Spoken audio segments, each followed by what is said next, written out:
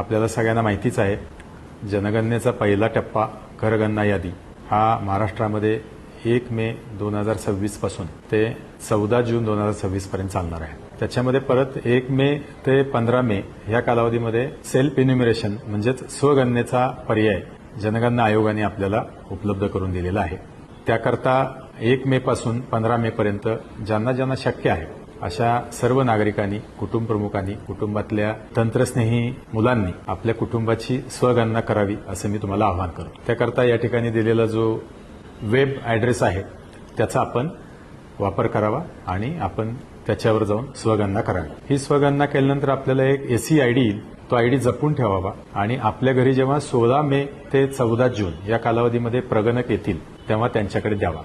यानंतर 16 मे ते 14 जून या कालावधीत जे आपल्या घरी आपले प्रगणक येतील आणि आपली माहिती घेतील, हे प्रगणक शक्यतो आपल्याच भागातले आहेत।